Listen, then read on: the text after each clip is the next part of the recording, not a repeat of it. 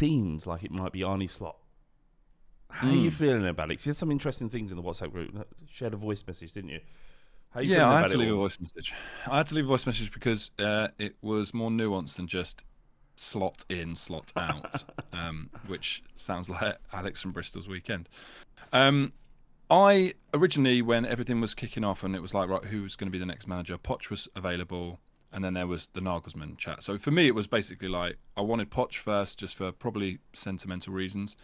And Nagelsmann was really exciting just because I think he's an exciting manager and probably the best available just in terms of his like brand of football and where he ranks in managers that are available in the world. But after I've sort of seen that those two are now no longer options, I've had to sort of take a bit more time to look into Slot because I just sort of dismissed him as like the classic British football fan. Never heard of him. He manages in a shit league. Who cares? But actually seeing what he's done in the Dutch league, basically winning the league as the third team. I mean, it's always Ajax and PSV, right? They typically win the league every year. So like to do something that special with Feyenoord's pretty impressive. And then sort of forgot about the fact that they were up against they were against Roma, weren't they, in the Conference League? That's right. Europa Conference League thing. And obviously coming up short in that, but still getting to that final, then losing a ton of players and then going on to win the league. That to me is like, okay, hang on, this is a guy that's definitely doing something that's quite interesting, and he's young and he's definitely on the up. Then I started like watching videos of him like talking and like the way he talks and his sort of philosophy on football. And suddenly I'm like, hang on a minute, this is like actually more in line with what we need, because even the sort of the Pochers and the Nagelsmanns of this world have kind of been at these like super clubs now, right? Poch has been at PSG, Nagelsmann's been at Bayern. It's almost a little bit like the Conte territory of, oh, I'll come and then I'll do you lot a favour. I'll come to you just while I'll wait for a bigger job. This would be Slot's big job. This is a step up for him. This would be, we do represent a big club that he should be excited to manage. It's ticking a lot of boxes, mate, that I didn't really like consider before, and it's getting me a little bit excited that maybe this is a bit more like the Poch appointment we had first time round, where it's a manager who's done something quite good with clubs who weren't fancied, and now he's got an opportunity and a platform to do something with what is ostensibly a sleeping giant ready to go with all the facilities you need to compete with those other teams. So I'm slot in. I'm slotting. I mean, we haven't got a choice now because, I mean, who else is there? But, look, fundamentally, you're right about his trajectory. This is perfect. This makes complete sense.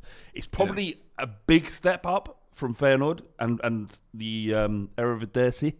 But, it makes complete sense, right? It makes sense that he would move in this direction.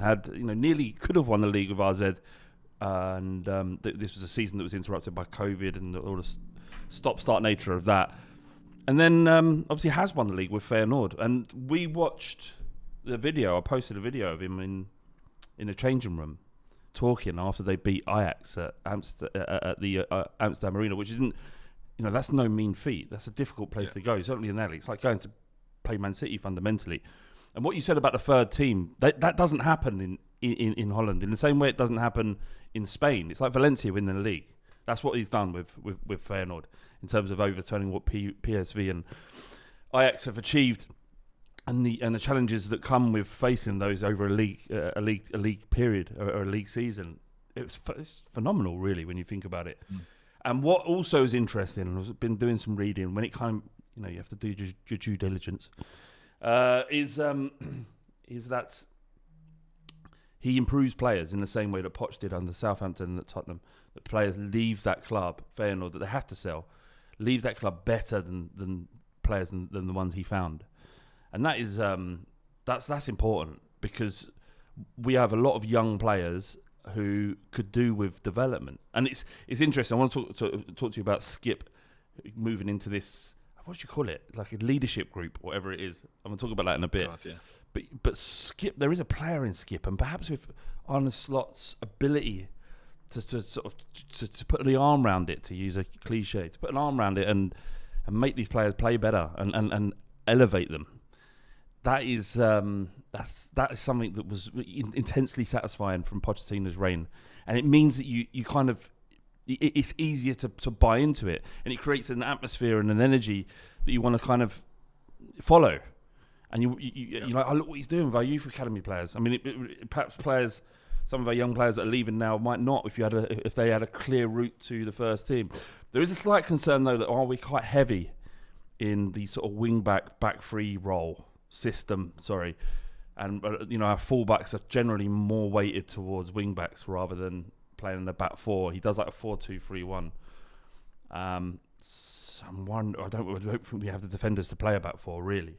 Yeah, but mate, I hear this all the time, and I just find it fascinating, really, that all of a sudden players who play as a fullback can't play in a back four. I'm like, I don't know where this like mentality's come from.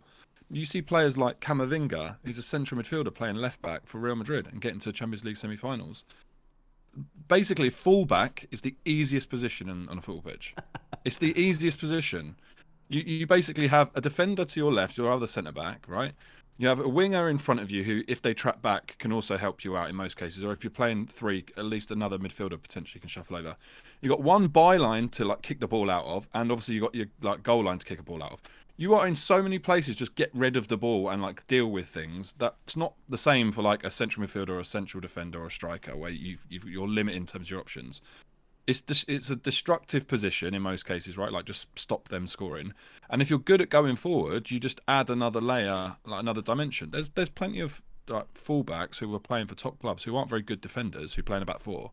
It's fine. I don't understand why people are panicking about this. Like Pedro Porro can't play right back. Yes, he can. Yes, he can. Coach him to play right back.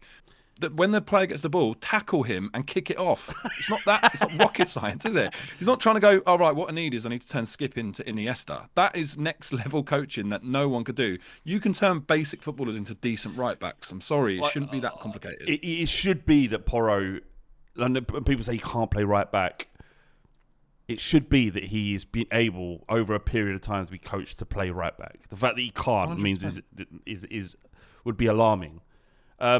It wouldn't be true, mate. You can coach a player. The bit you can't coach is the other way around, right? Like Emerson Royale is ostensibly a very good right back. Yes, right. Like he's good defensively.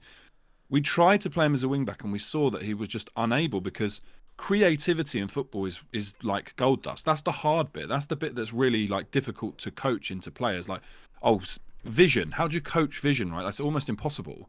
But you can coach people to defend because defending is much more of like a destructive way. It's just like sticking close to a player. Here's how you read the game. Yeah, there's methods, there's techniques. All of which they would have spent thousands of hours doing already. Yeah. Yeah, and most of these players who start, I mean, like, there's loads of great defenders who started as strikers when they were younger. Like Ashley Cole's a great example. He scored 100 goals in a season once for his youth team and ended up being one of the best left backs the world's ever seen. Why? Because it's much easier to be a defender than it is to be an attacker.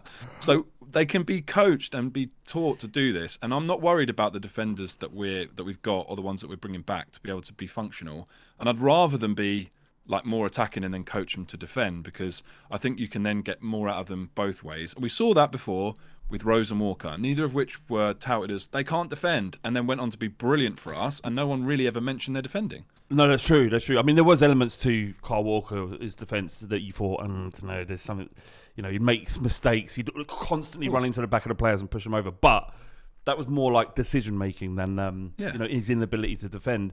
And if a system's suited to be heavy, attack heavy, that we are on the front foot, then having fullbacks that can go forward and enjoy going forward isn't a bad thing at all. We spoke many, many times that in a 4-2-3-1 about how far forward Rose and Kyle Walker would get. We want teams to be afraid of Spurs when they come to White Hart Lane, especially at home, that our fullbacks don't have to worry about defending, because they know if they come out too much, we will destroy them. There'll be times where, when under Pochettino, and I'm pretty sure this is not rose-tinted, and I'm sure Arne Slot, based on his principles, if he is able to, that we might be able to see something similar to what Poch created at Tottenham. But there were times when teams would they couldn't even get out of their half, they were being pressed so hard.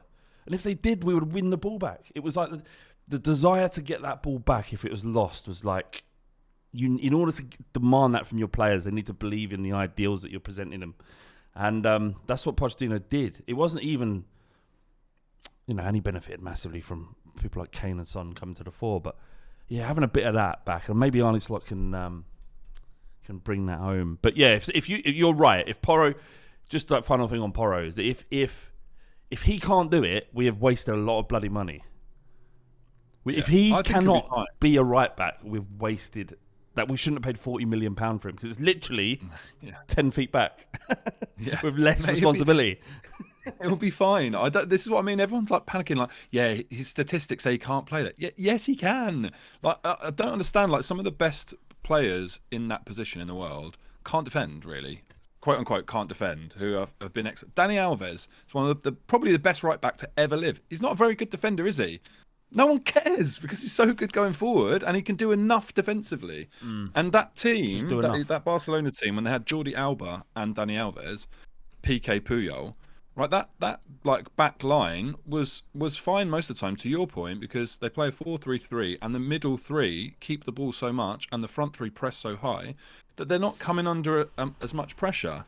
When you play a back five, like they are under a lot of pressure because you're essentially sitting deeper, right? So it's just a change of mentality, and I think we've all wanted to see Spurs on the front foot attacking. And if that means we concede a couple of goals because Porro's bombed on, I will take that all day of the week than see Dyer tripping over his own feet because we're sitting in our 6-yard box. Like, I'm just done with that. Yeah, for sure. I'd rather see a tricky transition than just continue to do what we've been doing.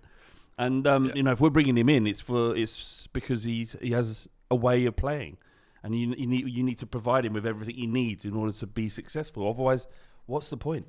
And they must, in terms of this never-ending due diligence stage that Munn and Daniel Levy and Cullen, whoever else is involved in that, they're bringing in a manager now. If it is Arne Slot and they've chosen, they understand what he does and what his needs are, and they need to provide him with those things in order for it to be successful. Otherwise, what's the point?